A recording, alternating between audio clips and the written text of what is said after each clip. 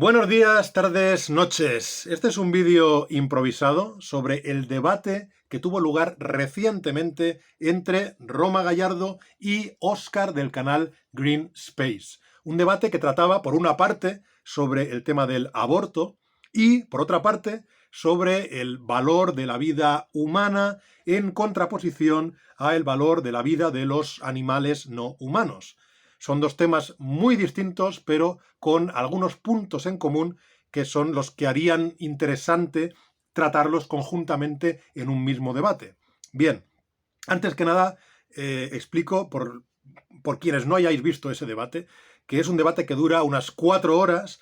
Por lo tanto, si bien en un principio yo me había planteado reaccionar en directo o incluso hacer un vídeo reaccionando a todo el metraje del debate, creo que no, con esa duración y con lo largas que son mis reacciones, no creo que pueda funcionar. Por lo tanto, por el momento la idea es hacer un vídeo más o menos breve para mis estándares, en el que voy a dar unas opiniones generales, unos comentarios generales sobre lo que me pareció ese debate o la parte que vi, porque de hecho no lo he visto todo, es muy largo. De hecho, creo que vi, pues, por el momento, entre media hora y una hora del inicio del debate, pero ya es suficiente para comentar cosas que yo creo que tienen su interés, digamos.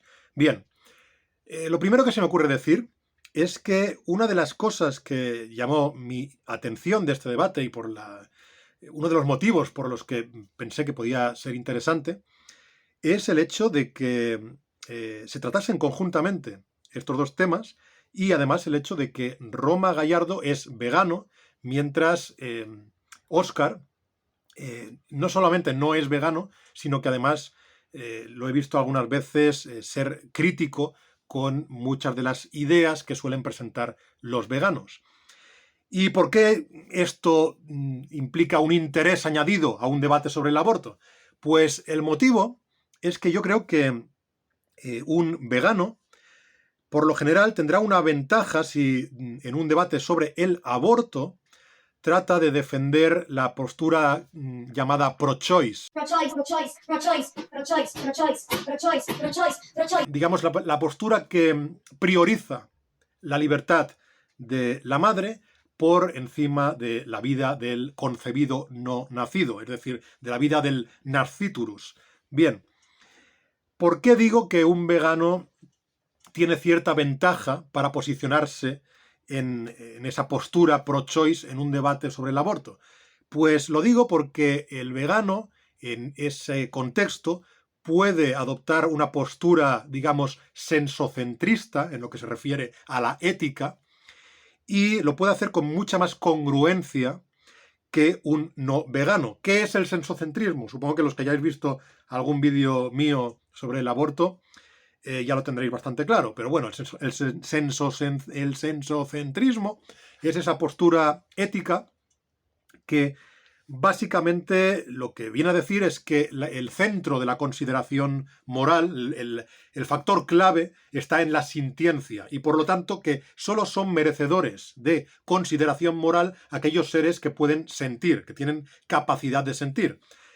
Entonces, un vegano, por ejemplo, podría adoptar esta postura. No digo que sea necesario que adopte esta postura ética, pero de hecho me consta que muchos de los veganos a los que he visto teorizar se acogen a esta postura y dicen que son sensocentristas, y por lo tanto el vegano lo que podría decir es que, bueno, pues matar, por ejemplo, a una planta para comérsela no constituye ningún tipo de vulneración de la moral, no constituye un acto inmoral, porque se está matando a un ser que carece de sintiencia. Y de la misma manera, llevándolo al tema del aborto, podría decir que matar a un embrión o a un cigoto humano tampoco constituye ningún tipo de acto inmoral, porque se está matando a un ser que carece de sintiencia. En cambio, cuando vamos a un nivel superior, en el que ya no hablamos de seres no dotados de sintiencia, sino de seres que sí que son sintientes, pero que carecen de racionalidad o de autoconciencia, ahí es donde el vegano tiene esa ventaja, porque el vegano puede decir que no, que a partir de que tienen sintiencia, él considera un acto injustificable, si hablásemos de una moral deontologista, digamos, ¿no? Por ejemplo, sería injustificable matar a cualquier ser que ya sea sintiente, incluso si todavía no es consciente o racional. Aclaro algunas cosas brevemente. Los veganos dirían que los animales, por ejemplo, sí que son sintientes y que las plantas no son sintientes por el hecho de, digamos, tener un sistema nervioso central, cosa que ya sé que puede ser muy polémica, puede dar lugar a un debate más extenso, y ya sé que hay gente que en su debate contra los veganos intenta argumentar que en las plantas también habría alguna forma de sintiencia, a pesar de no ser tan compleja como en el caso de los animales, o de no tener un sistema nervioso central que vaya a un cerebro y que envíe la información sensorial al cerebro, pero que en todo caso en la planta pues tiene como todo ser vivo, se está relacionando con el entorno y percibe el entorno de algún modo, ¿no? Entonces, yo ya sé que en la crítica al veganismo está esto. Pero incluso si si tomásemos la cuestión del sistema nervioso central como algo clave para hablar de sintiencia o no sintiencia, entonces, como digo, el vegano diría que no hay problema en matar la planta que no tiene sistema nervioso central y que por lo tanto no es sintiente, y que sí que es problemático matar al animal que sí que es sintiente. Y en el caso del aborto, pues sí que sería problemático para el vegano matar a un digamos, un narcíturos que ya esté en la fase de un feto totalmente formado con un sistema nervioso, o que también sería problemático para el vegano matar a un bebé humano recién nacido, ¿de acuerdo? Y claro, el bebé humano recién nacido, si vamos a este segundo nivel, sería un ser carente de racionalidad o de conciencia. Esta es otra cuestión polémica y que se habló bastante en el debate, la cuestión de la racionalidad y de la autoconciencia. Algunas de las pruebas de la autoconciencia, es decir, de la idea de que un ser sea capaz de comprender que él mismo existe y que él mismo es algo, la conciencia del yo, pues digamos para poder atisbar, aunque sea externamente, como un tercero, para ver si podemos tener algún indicio para inferir que un ser tiene conciencia, estaría la famosa prueba del espejo, poner a un ser cualquiera delante de un espejo, y si ves algún tipo de reacción que indica que está entendiendo que lo que está viendo es a sí mismo, podríamos inferir que es un ser dotado de autoconciencia. Y en cambio, en el caso de un ser que reaccione como si estuviera viendo a otro ser o a otra cosa, pues no podríamos como mínimo llegar a la conclusión de que tenga una noción del yo. Bien, y efectivamente estas pruebas se han hecho, los bebés recién nacidos parece que no reaccionan de manera que nos den a entender que están entendiendo que se están viendo a sí mismos, y por otra parte hay algunos animales, especialmente dentro de la clase de los mamíferos, y más concretamente creo que algunos primates, pues que han reaccionado al espejo, dando a entender que sí que estaban comprendiendo que se veían a sí mismos. Entonces esta sería una prueba supuestamente de autoconciencia. Por lo tanto, ya digo que aquí el vegano pues tendría la ventaja de que él respeta tanto la vida de cualquier mamífero o de hecho cualquier animal sintiente y la de cualquier ser humano que haya llegado al estado de sintiencia, haya llegado a ese nivel. En cambio, el no vegano tiene un problema. Tiene un problema para, digamos, abordar de manera totalmente actualista esta cuestión. El vegano sí que puede ser actualista porque puede fijarse a efectos de la consideración ética de los seres, puede fijarse únicamente en las características que esos seres tienen actualmente, ¿de acuerdo?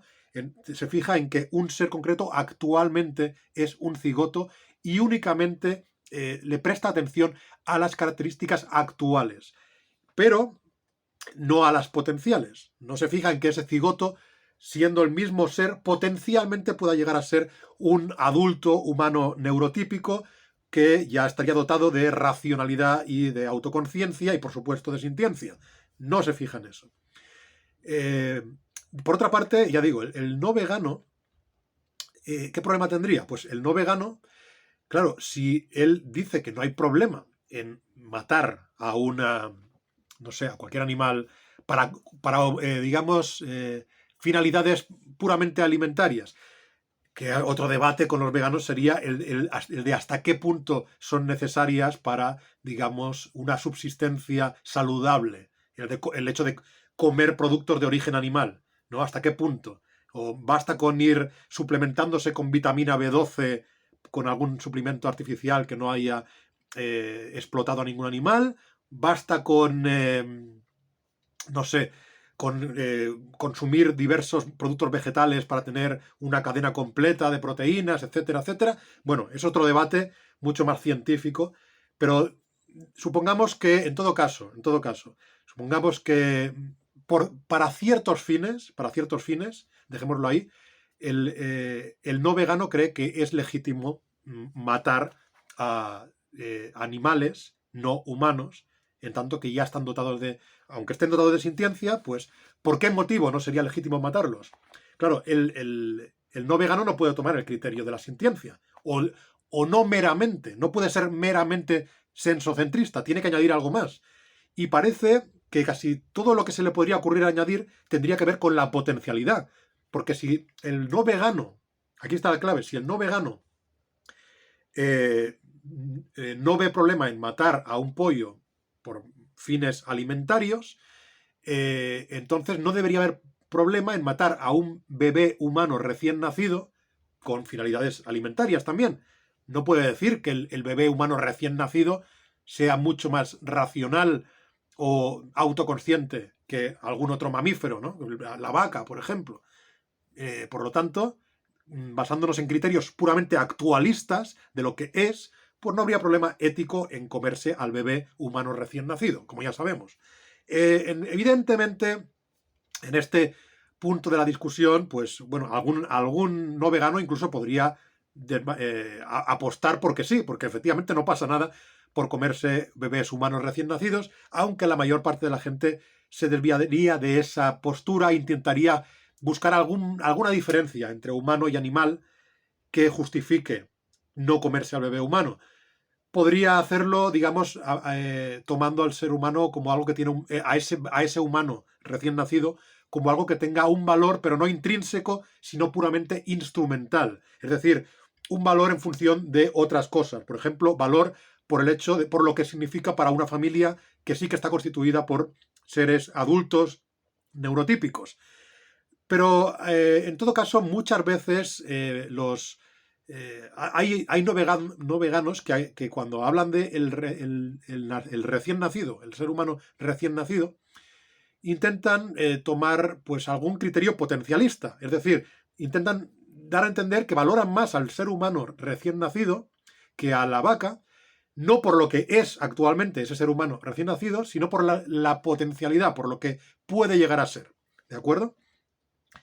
Entonces, respecto a lo que puede llegar a ser, pues aquí es donde digamos, el pro vida en el debate sobre el aborto, pues va a poder meter mano, va a poder aprovechar que el otro ya está tomando criterios potencialistas y va a decir, bueno, pues si nos basamos en el potencial de los seres, ya tienes que concederme el valor en base a su potencial que tiene el propio cigoto o el valor que tiene el propio embrión. Es un valor no por lo que es, sino por lo que tiene la potencialidad de ser. Que como he dicho, quiero hacer aquí un inciso importante, en cuanto a la potencialidad de lo que puede ser, por una parte he hablado de la potencialidad última que tendrían los seres humanos, que sería la autoconciencia, pero claro, esto no distinguiría al ser humano tampoco de un animal no humano que pueda reconocerse a sí mismo en el espejo, ¿no? Entonces, aquí habría un problema si ese va a ser el criterio para otorgar un nivel superior de valor moral. Así que muchas veces se echa mano de algunos otros, digamos, otros factores un poco más complejos, sobre todo cuando se habla de que el ser humano es racional, mientras otros animales no humanos no son racionales. Yo he visto que, por ejemplo, se toma como base la idea de que el ser humano es capaz de concebir los universales, es decir, es capaz de concebir abstracciones, ideas abstractas, y que digamos, engloban una generalidad de conceptos, pues, digamos, emparentados o relacionados por unas mismas características, ¿no? Por ejemplo, y en cambio el ser humano, el animal no humano, no estaría dotado de esa capacidad de abstracción ¿Y cómo se apreciaría eso externamente? Algunos dicen por el lenguaje. Claro, evidentemente hay animales que también tienen sus formas de comunicación entre sí, pero no son formas que hagan referencia a abstracciones. De hecho, al respecto, lo que a muchos pro vida quizá les convendría aprovechar son precisamente las teorías de Yuval Noah Harari, de su libro Sapiens, sobre las diferencias fundamentales que habría entre los humanos a partir de cierto momento de su desarrollo en el Paleolítico y el resto de animales, que era precisamente esta concepción de conceptos abstractos que están en el lenguaje humano y que no están en las formas, en principio, según él, no están en las formas de comunicación entre animales, y que se refieren precisamente a ideas que son, de hecho, incluso creaciones artificiales. En el caso de lo que Yuval Noah Harari llama las intersubjetividades, ¿no? Ideas como Estado, el Estado, la ley, la nación, la religión, ¿no? Son conceptos que, claro, en caso de la comunicación entre animales no humanos, el tipo de ideas que quizá pueden transmitirse con lo que sea que empleen para comunicarse, suelen ser ideas mucho más inmediatas respecto a lo que está pasando aquí y ahora. No tienen que ver con abstracciones como, no sé, como nación, ¿no? O como derecho, este tipo de concepciones que sí que parecen propias de los seres humanos, de los Homo sapiens, y además quizá de los Homo sapiens a partir de cierto momento del Paleolítico, ¿no? Y claro, pues esta podría ser una diferencia que evidentemente no parecería estar dada desde el principio, pero que en última instancia todo ser humano, por el hecho de tener naturaleza humana, por emplear aquí terminología aristotélica, por tener su naturaleza, por ser lo que es, tendría esa teleología, ¿no? Tendría esa finalidad última o esa tendencia última a ser algo y tendría esa potencialidad, indudablemente. ¿De acuerdo? Y eso es lo que le daría un superior valor moral. Evidentemente aquí, si veis, también queda por explicar como mínimo por qué estas capacidades de racionalidad o de autoconciencia o lo que sea, por qué esto debería otorgar un estatus superior en el plano moral, por qué esto te lleva a una superior categoría moral. ¿Qué tiene que ver esto con, digamos, el hecho de que no debas destruir a un ser? ¿Qué tiene que ver el hecho de que esté dotado de esas capacidades, ¿no? Y bueno, quizá lo que te podría decir alguno en este caso, por ejemplo, Lewis, cuando hablaba del el problema, esto en el ámbito del teísmo, ¿no? El problema del sufrimiento animal, y en su argumentación, Lewis, como teísta que era, trataba de quitar importancia al sufrimiento animal. Lo que decía es que esa inferior capacidad de comprensión de los animales pues hacía que percibieran menos el dolor porque eran menos conscientes de él y por lo tanto ese sufrimiento sería inferior de entidad, porque estarías causando menos sufrimiento por el sujeto, por el ente al que se lo estás causando, que es un ente menos capaz de comprenderlo. Lewis creo que incluso hacía una metáfora, decía que el animal percibía las letras separadas del dolor, pero no formaba la palabra del dolor, ¿no? Es una metáfora, evidentemente, pero lo hacía para referirse a esa falta de comprensión. Claro, si ni siquiera tiene autoconciencia, por ejemplo, no es capaz de comprender que es él el que está sufriendo, ¿no? Entonces, bueno, la postura de Lewis, sin ser idéntica, se acercaría casi a una postura como la que planteaba Descartes con esta idea de, ¿no?, los animales como máquinas, como meros pedazos de materia que se mueven mecánicamente, pero que están vacíos de alma o de conciencia. No es lo mismo en el caso de Lewis, porque no creo que, o no vi ese salto totalmente cualitativo, sino una especie de salto cuantitativo, una inferioridad en grado, pero sería parecido, ¿no? Entonces, claro, estas como algunos argumentarían esto. Lo que pasa es que yo creo que ir por ese camino de el sufrimiento es insuficiente en este debate. Y de hecho, pecaron de esto en el debate entre Roma y Oscar, de hablar de si sufre o no sufre el feto, o el feto, o el embrión, o el ser humano en cualquiera de sus estados de gestación. Hablaban de si sufría o no sufría. lo cual podría ser problemático, porque estamos hablando no únicamente de sufrimiento entendido como percepción de un mal, como percepción consciente o no, pero percepción de una...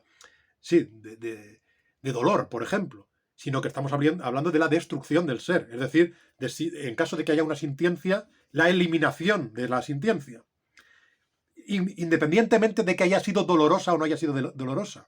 El caso es la eliminación. Los seres humanos, al margen, claro, al margen de que seamos sintientes e incluso conscientes y podamos experimentar el dolor y sufrirlo, tampoco queremos morir, es decir, morir en el sentido de dejar de existir como entidades conscientes, ¿de acuerdo? Y, claro, ese acto de matar, independientemente de que se haya hecho de una forma indolora, es causarle un mal al sujeto, porque es eliminar el sujeto, ¿de acuerdo?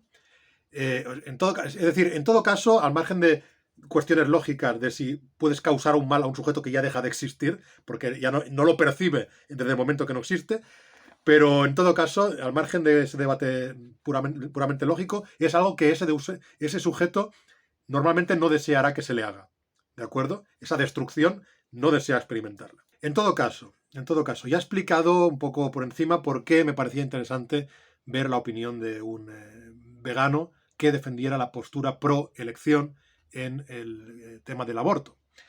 Pero, bueno, hasta donde vi del debate, tampoco es que discurriera de la manera en la que yo me imaginaba. A lo mejor después sí que va a ir por ese camino. Por ejemplo, sí que vi que en un primer momento Oscar quería ya empezar, desde el principio, quería empezar diciendo que el aborto es un asesinato. Es decir, eso era su primera idea, y ver si Roma concordaba con esto, ¿no? Si Roma estaba de acuerdo en que era un asesinato. Y claro, creo que Oscar se preocupaba de aclarar que cuando él decía que el aborto es un asesinato, lo decía al margen de que estuviera tipificado como tal, ¿de acuerdo? Es decir, independientemente de que haya tipificación penal. Esto es un poco problemático porque a continuación Oscar decía que definía el asesinato como un delito, después de decir que daba igual que estuviera tipificado. Entonces, yo puedo entender la idea de asesinato al margen de que esté tipificada en un ordenamiento jurídico, porque de hecho hay una definición en la RAE, en la Real Academia Española, de asesinar, que no está ligada o no necesita, para cumplirse de esa definición, no necesita que se haya incurrido en un delito, ni que haya ningún tipo de tipificación, porque en ese caso, según la definición de la Real Academia, asesinar sería matar a alguien concurriendo circunstancias como la alevosía, el ensañamiento o la recompensa o precio. Básicamente, lo mismo que viene a decir el Código Penal español, si no recuerdo mal, en el artículo 139, donde se nos dice que el asesinato, el delito de asesinato, implica matar a otro, con estas circunstancias, aunque ahora, desde hace un tiempo, se añadió una nueva. Además de alevosía, ensañamiento y recompensa, estaba la circunstancia o sea, como otra alternativa para que sea asesinato, estaba también la circunstancia de haber cometido el ilícito para encubrir otros delitos o para poder perpetrar otros delitos, etcétera, ¿no? Entonces, si se hace con esa finalidad, también estaría en la categoría de asesinato, sería ese tipo penal concreto. Entonces, a mí me confundió un poco que cuando Oscar decía, vamos a ver si... Vamos a empezar estableciendo que que el aborto es un asesinato, que él dijera que lo decía al margen de su tipificación, pero que después dijera que el asesinato es un delito. Entonces, claro, un delito sí que depende de una tipificación para ser delito. Es cierto que en las definiciones de la Real Academia de la palabra delito, la primera claramente implica vulneración de la ley, por lo tanto sí que implica que haya un ordenamiento jurídico, o sea, al margen de que uno sea jus naturalista o jus positivista, implica que haya una tipificación o una ley, pero es cierto que una de las acepciones, creo que la segunda acepción de la palabra delito, no lo implicaría, pero es una acepción que no se usa en este tipo de contextos, sino que se usa en contextos informales, de manera de broma, que entonces sería una acepción que implicaría pues, un acto reprobable, ¿no? En todo caso, al margen de esto, el caso es que cuando Óscar nos planteaba esto de el aborto es un asesinato, lo que quería plantearnos, la idea que hay detrás es, bueno, el aborto implica lo que está en la definición de la RAE de asesinar. Es decir, el aborto implica matar a alguien con alguna de estas circunstancias. Él se centraría, de las circunstancias que implican asesinato, él se centraría seguramente en la alevosía, ¿de acuerdo? Si queréis, algún día comentaremos la alevosía, porque yo entiendo por qué lo diría, bueno, para aprovechar unas circunstancias de ventaja, de superioridad respecto a la víctima, pero en todo caso, esto no es relevante ahora mismo la alevosía. El caso es la cuestión de matar a alguien. ¿Cuál es la parte polémica para entender que el aborto es asesinato en el sentido de matar a alguien? La parte polémica es la palabra alguien, es el alguien, porque es entender al Narciturus en cualquier fase de su desarrollo, desde el cigoto, como alguien y por lo tanto como una persona, en tanto que cuando hablamos de alguien solemos referirnos a personas, ¿de acuerdo? Claro, esto a nivel legal, por ejemplo, no se daría, según por lo menos en el ordenamiento jurídico español y en el Código Civil, no se otorga la personalidad jurídica a un sujeto hasta el momento del nacimiento. ¿De acuerdo? La personalidad jurídica empezaría desde el nacimiento en el Código Civil español. Pero al margen de estas leyes, porque todo esto, evidentemente, yo ya sé que él va por, Óscar, en este caso, va por el camino justnaturalista. Él no quiere pretender cuáles son las leyes vigentes, sino cómo deberían ser las leyes vigentes. Por lo tanto, respecto a la cuestión de si se está matando a alguien, ¿no? Claro, él va a defender que sí que se está matando a alguien porque es una persona. Es decir, que incluso un cigoto humano o un embrión humano es una persona. Bien, y claro, para defenderlo, pues él se basa en que, para determinar en qué momento empieza a existir la persona, esa persona que actualmente, digamos de manera actual, puede ser un cigoto, pero potencialmente tiene todos esos rasgos que lo hacen en última instancia merecedor de una superior consideración moral, porque tiene el potencial no solo de desarrollar sintiencia, sino incluso autoconciencia y racionalidad por el hecho de tener su naturaleza, ¿de acuerdo? Por la naturaleza que tiene, le otorga ese potencial, aunque ahora mismo todavía no esté actualizado. Entonces, este ser humano, que es un cigoto ahora mismo, o un embrión, como digo, pues, ¿cuándo ha empezado a existir? ¿Cuándo ha empezado a existir? Ha empezado a existir desde el momento de la concepción. Claro, ¿y por qué podemos decir que ahí empieza a existir algo que no estaba antes? Y esta es la clave en el debate sobre el aborto, realmente. La clave, o por lo menos cuando se debate con un aristotélico, como lo sería en este caso Óscar. Cuando se debate con alguien que parte de estas posturas aristotélicas, se debe asumir, si se quiere hablar en su mismo idioma filosófico, que no tienes por qué hacerlo, pero si se quiere hablar, si se quiere usar los mismos conceptos que él, se debe asumir un mínimo esencialismo. Se debe entender que las cosas son algo, incluidos los objetos complejos, los cuerpos compuestos, ¿de acuerdo? Son algo, tienen una esencia, son algo que empieza a existir en un momento y que antes no existía. Lo digo porque esto chocaría contra posturas como el nihilismo mereológico, que negaría esas esencias de los compuestos. Pero en este caso, ese algo que es el ser humano, habría empezado a existir en el momento de la concepción, cuando un espermatozoide fecunda un óvulo. Eso significa que desde su concepción esencialista, el espermatozoide no era un ser humano y el óvulo no era un ser humano. Por lo tanto, si tú tuvieras un espermatozoide y un óvulo a esta distancia, a un centímetro el uno del otro, los puedes destruir a los dos. En ese momento los destruyes y no has cometido un asesinato. ¿De acuerdo? No has hecho algo terrible. Has destruido un espermatozoide y un óvulo, estaban muy cerca el uno del otro, pero moralmente no es muy relevante lo que has hecho. ¿De acuerdo? Y de hecho las consecuencias no son mucho más, o sea, son exactamente equivalentes a las de que puede tener alguien masturbándose y por lo tanto enviando a la muerte a muchos espermatozoides que iban a morir igualmente. En este caso, claro, ¿qué pasa si el espermatozoide entra dentro del óvulo? Claro, desde una postura que podría tener un nihilista meriológico dirías, bueno, aquí tenía dos pedazos de materia y aquí lo único que veo es que una se ha metido dentro del otro. ¿Por qué tengo que decir que ahí ha empezado a existir algo que no existía antes?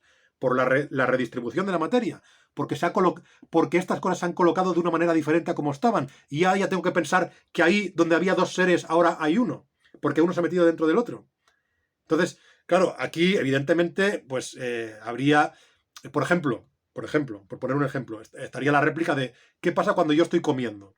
¿No? Si yo ingiero alimentos, también hay una cosa que meto dentro de mí. Entonces, ¿por qué esa conjunción de yo y la comida no da lugar a un nuevo ser?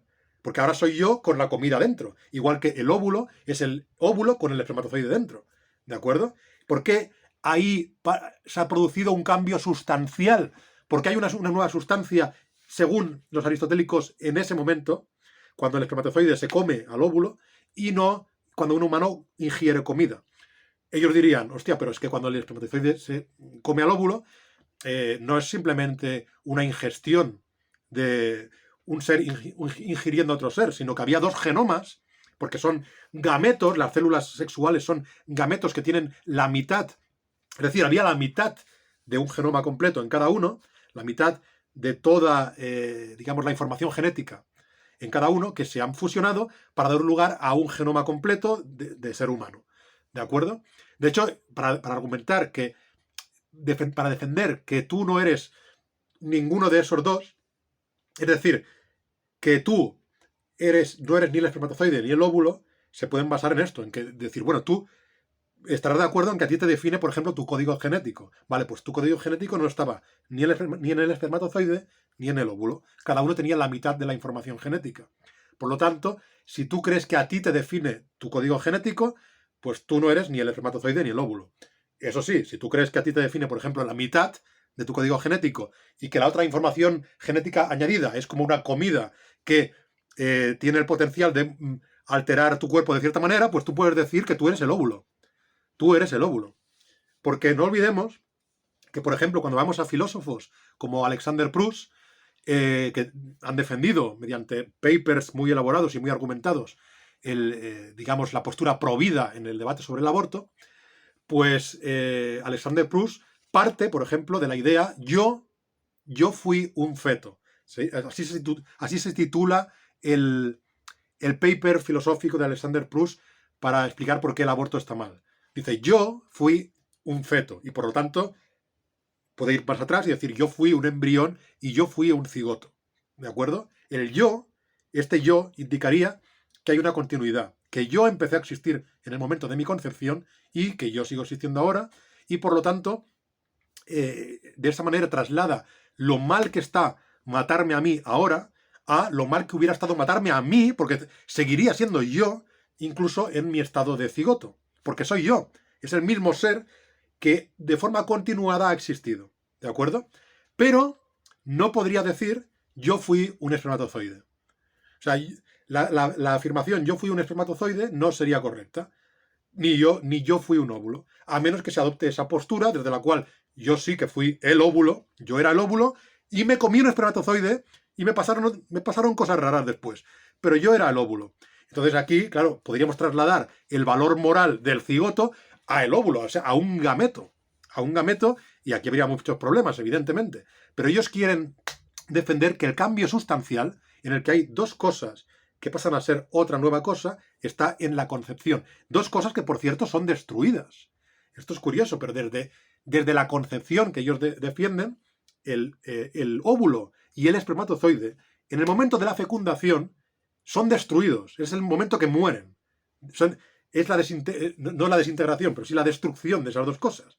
Porque aparece una nueva cosa, que es el cigoto, es el ser humano, en forma de cigoto, y claro, esas otras dos cosas han desaparecido. No hay espermatozoide y no hay óvulo. Entonces, claro, ya digo que ellos para defender esto se basan en la idea de que bueno, en que estamos viendo, en lo que estamos viendo, en una nueva integridad, digamos, material, espacial, visible. O sea, es de ahí de donde sacan la idea de nuevo ser. Esto chocaría con otras ideas que tienen muchas veces estos mismos aristotélicos, como por ejemplo la idea de que un ser humano, cuando muere, ya no es el ser humano. Por ejemplo, si el señor Juan muere, el cuerpo muerto del señor Juan no es ya el señor Juan.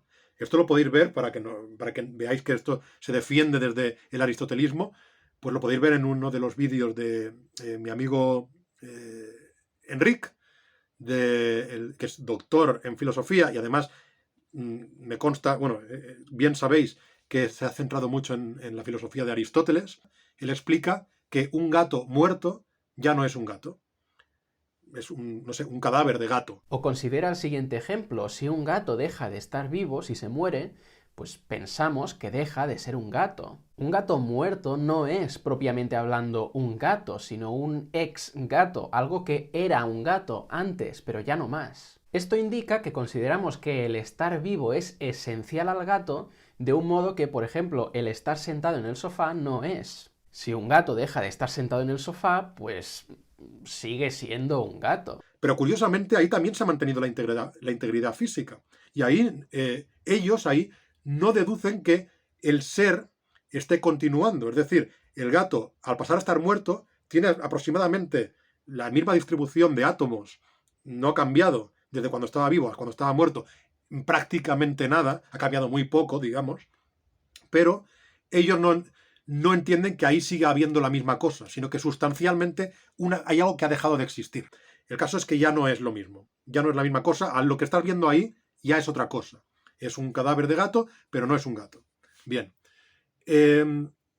Entonces, claro, esto significa que ellos también pueden aceptar que un cambio, es decir, que hay momentos en los que se mantiene una estructura material, pero para ellos hay un cambio sustancial. ¿Y por qué es interesante esto? Porque yo creo que, por ejemplo, un pro-choice en el debate sobre el aborto podría defender que hay un cambio sustancial en el momento en el que se ha formado el sistema nervioso central. Y que, por lo tanto, ya no es correcta la afirmación yo fui un embrión o yo fui un cigoto, porque ese no era yo. En el momento en que se forma mi sistema nervioso central, es otro ser el que aparece y desaparece el que había antes. Aunque se mantiene la estructura y que puedes decir que es el mismo cuerpo material, igual que también vemos que se mantiene cuando un ser muere, se mantiene, pero ellos dicen que hay un cambio sustancial, hay un cambio de sustancia. Por lo tanto, ya no hablamos de la misma sustancia, pero en otra de las manifestaciones de su potencia. ¿De acuerdo? No es la misma sustancia que actualmente es eso, pero potencialmente es otra cosa. Por explicarlo de manera más comprensible. Ellos dirían, un embrión actualmente, o un cigoto, actualmente es un ser sin sintiencia, pero potencialmente es un ser sintiente, racional, consciente, etc. Potencialmente. Bueno, pues de la misma manera que ellos no dirían que un ser racional, consciente, por ejemplo, un ser humano, es actualmente consciente, racional, etc., pero que es potencialmente un cadáver, podrías tú también negar que el embrión sea potencialmente un ser racional. ¿Por qué? Porque dirías, no, es que no es lo mismo. Ahora es otra cosa lo que hay ahí. Entonces, el cigoto o el embrión, digamos, para ser el ser racional tiene que haber dejado de ser cigoto y tiene que haber dejado de ser embrión. Igual que el ser vivo no puede ser un cadáver porque para ser cadáver tiene que dejar de ser el ser vivo. ¿Se entiende? Entonces, estos son cambios sustanciales. No es que es la misma cosa que en su continuidad va desplegando sus potencialidades, sino que la cosa, al llegar a cierto estado, deja de ser esa cosa y pasa de ser otra cosa. Y pasa a ser otra cosa. Y por lo tanto, no es la misma. Bueno, no es.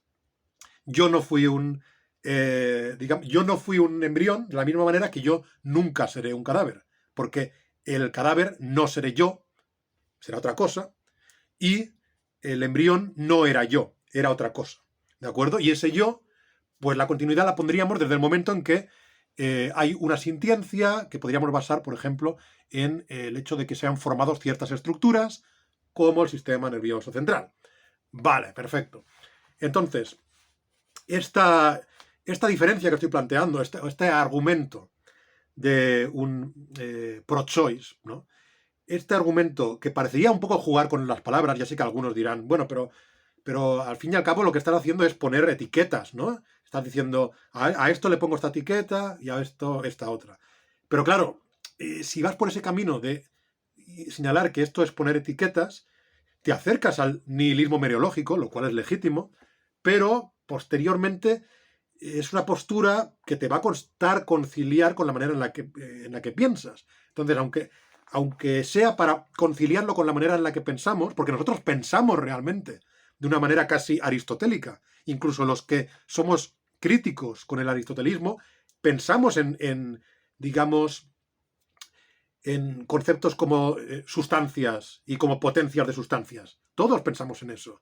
Incluso si tú ahora mismo me estás viendo y tú rechazas a Aristóteles y piensas que su filosofía es absurda, tú piensas, esto es una cosa y aunque si hay ciertos cambios en la cosa, no piensas que ya es otra cosa, sino que piensas que la misma cosa tenía la potencia de estar en otro estado. Por ejemplo, yo sin barba soy yo.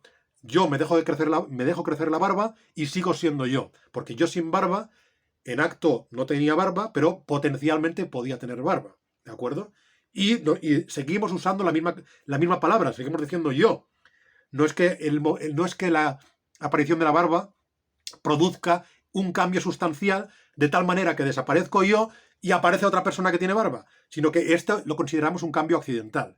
Por lo tanto, lo que yo propongo es la idea esta de, bueno, ¿y qué pasa si consideramos que el cambio que se produce cuando se forma un sistema nervioso central y por lo tanto ha surgido una sintiencia, por decirlo así, ese cambio no es un cambio accidental en un ser que ya estaba dado y que tenía esa potencialidad, sino que es un cambio sustancial que implica la destrucción de un ser anterior, o sea, la desaparición de un ser anterior y la aparición de un ser nuevo. Bien. Entonces, bueno, yo creo que ya he hablado durante 3/4 de hora. A ver quiénes han aguantado todo este rollo. Y nos vemos pronto, porque muy pronto vamos a hacer algunos directos muy interesantes. Nada más que decir, espero que os haya interesado lo que he estado comentando y hasta la próxima.